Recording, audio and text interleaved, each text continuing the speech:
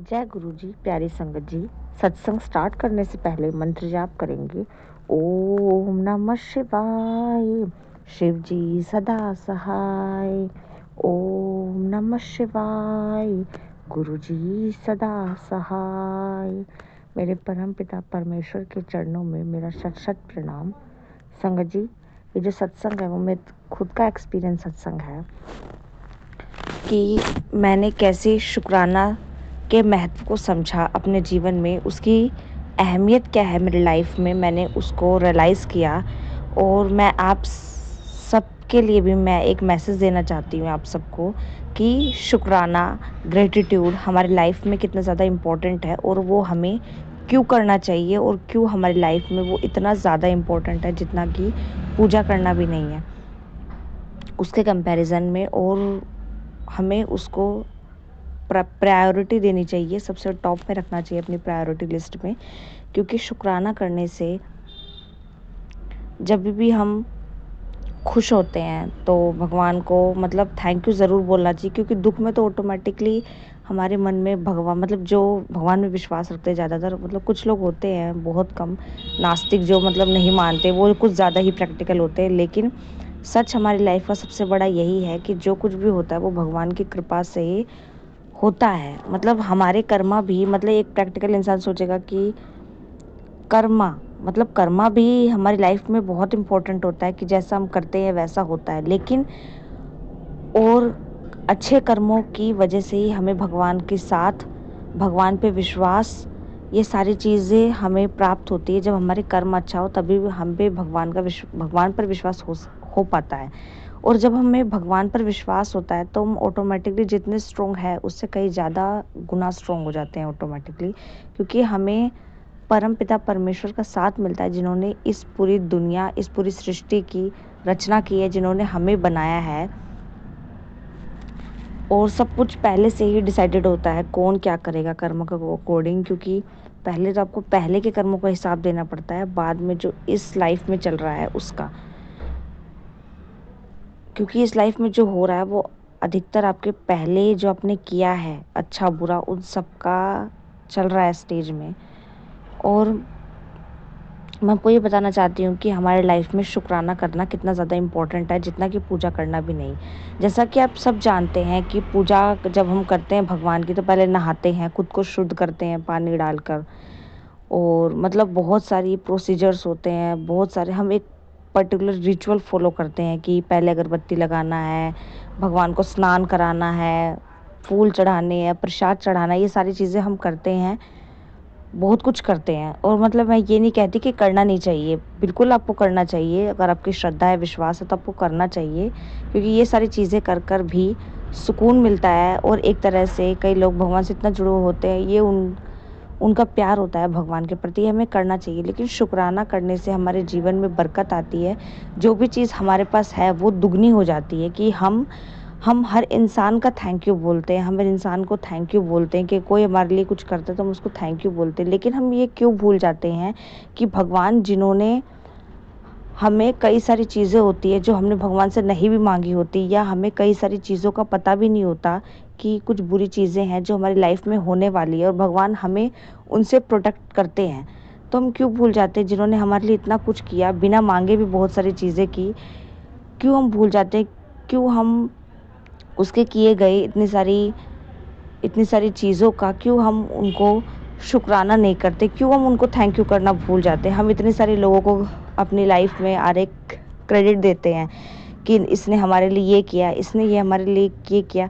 क्यों हम भगवान को याद नहीं रखते कि भगवान ने इन सारे इंसानों से हमारे लिए ये चीज़ करवाई है।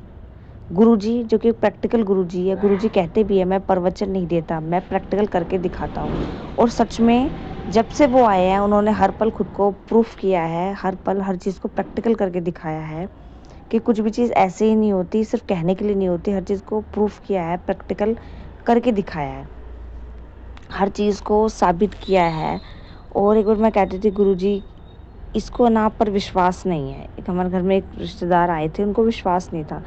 तो जैसे ही उन्होंने बोला, जो गेस्ट आए थे, कि कॉफ़ी का आप भोग लगाओ, तो जैसे हमने लगाया तो जो कटोरी थी वो हिलने लग गई। तो उन्होंने कहा कटोरी हिल रही है, शायद टेबल पे था वो गुरु जी का स्वरूप, आपने शायद है ना टेबल हिला दी इसलिए हिल रहा है। पर जैसे ही मैं वहाँ से हटी तो उसके बाद भी बहुत टाइम तक वो कटोरी जो थी वो हिलती रही हिलती रही हिलती रही। और उसने भी वो देखा तो उन्होंने स्माइल किया कि ये क्या हो रहा है, और बोला कि इसके अंदर कहीं चूहा वगैरह तो नहीं है ग्लास के अंदर, कि वो हिला रहा बाउल को। पर नहीं, ऐसा नहीं था, कुछ नहीं था। तो वो भी हैरान हो गए। और मैं गुरुजी से उस टाइम अरदास कर रही थी जब उन्होंने कहा था कि ऐसा कुछ नहीं होता, ये सारी चीज़ बकवास की बात है, ऐसा कुछ नहीं होता, ऐसे कोई प्रैक्टिकल गुरुजी नहीं होते। लेकिन गुरुपा ने प्रूफ किया मेरे मन में कहते ही कि हाँ मैं हूँ, और उस सामने वाले इंसान को भी विश्वास दिलाया कि मैं हूँ, सिर्फ मेरे लिए, कि मतलब जो मैं बात कह रही हूँ वो झूठी साबित ना हो, वो सच उस सामने वाले इंसान को भी समझ में आए कि वो सच में है। मतलब वो इतना अपने भक्तों के लिए करते हैं जितना कि कोई नहीं करता, अपने बच्चों के लिए करते हैं जितना कि कोई नहीं करता। इसलिए हम हर इंसान को तवज्जो देते हैं, इसने हमारे लिए ये किया उसको थैंक यू बोलते हैं, उसके लिए सब कुछ करते हैं। और हर दिन हम अपनी फैमिली की सेवा में, अपने रिश्तेदारों की सेवा में लगे रहते हैं। लेकिन अंत में काम हमारे भगवान ही हमेशा आए हैं और हमेशा आते रहेंगे, और हमेशा वही काम आए थे आपके।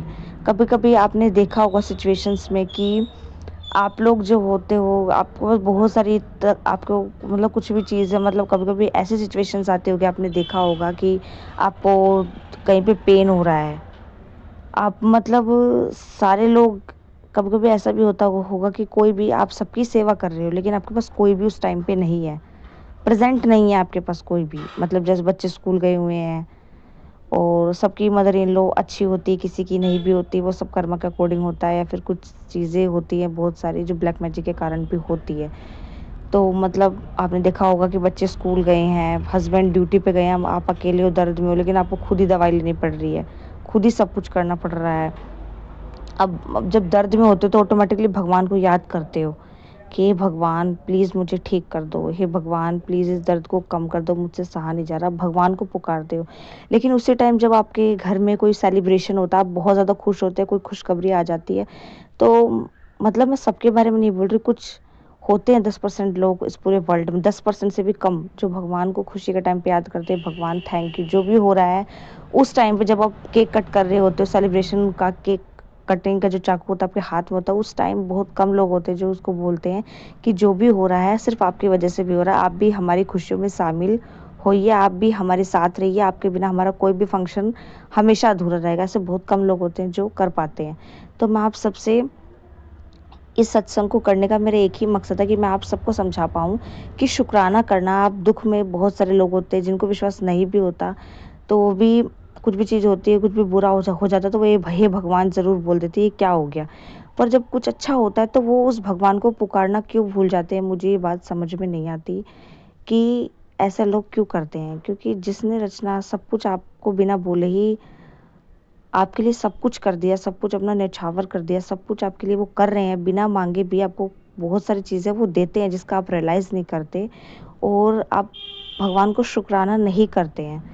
बहुत सारी चीज़ें होती है, तो इसलिए मैं बोलती हूँ कि हर चीज़ को करने के लिए रिचुअल होता है, मतलब पूजा करने के लिए नहाना पड़ता है, अगरबत्ती लगाने, बहुत सारा सामान का उपयोग करना पड़ता है। लेकिन अगर आपका मन साफ नहीं है, अगर आपके मन में किसी के लिए बैर है, तो उस पूजा करने का कोई भी फ़ायदा नहीं है। भगवान सिर्फ आपसे यही चाहते हैं कि आप अपने मन को प्योर रखें।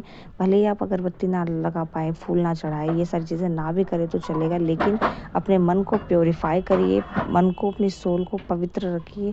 जिस पवित्र का मतलब है कि ऊपर से हम साबुन लगा के साफ़ कर लेते हैं, वो अंदर से सारी जेलसी, एक दूसरे के बारे में निंदा करना, एक दूसरे के बारे में बुराई, बुरे इंटेंशंस रखना भी सबसे बड़ा बैड कर्मा होता है। इन सब से आप दूर रहिए, तभी आप भगवान के सबसे करीब पहुंच पाएंगे। और हमेशा शुक्राना करिए, हमेशा जब आपके पास कुछ अच्छा हो तब उसे याद करिए कि आप आइए हमारे सुख में, जैसे आपने दुख में बिना कहे हमारा साथ दिया, सुख में भी हमारा साथ ज़रूर दीजिए। इसलिए मैं कहती हूँ कि शुक्राना करना चाहिए आपको, क्योंकि जो भी चीज़ आपके पास अच्छी चीज़ है वो हमेशा डबल ही होगी, कभी भी कम नहीं होगी। और अगर आप शुक्राना करोगे तो दुख आपके पास बहुत कम आएंगे, आएंगे ही नहीं। एक बार आप शुक्राना करके देखिए, थैंक यू ज़रूर बोलिए भगवान को हर दिन, हर घड़ी। सांस लेने का क्या आप सांस ले रहे हो आराम से, कई लोग होते हैं जो खुली आँख से मरते हैं, मतलब वो सांस भी नहीं ले पाते, लेकिन आप उनमें से लकी हो कि आप सांस ले सकते हो अच्छे से। तो बस इस सत्संग को यहीं पे विराम करती हूँ। जय गुरु जी, शुक्राना गुरु जी, जय जय गुरु जी, धन धन गुरु जी, वाह वाह गुरु जी। और एक और बात मैं आपसे बोलना चाहती हूँ कि अगर आप भी अपने सत्संग को शेयर करना चाहते हैं तो डिस्क्रिप्शन बॉक्स में नंबर दिया गया है, आप उस पर शेयर करें। ऑडियो सत्संग या फिर रिटर्न सत्संग आप शेयर कर सकते हैं।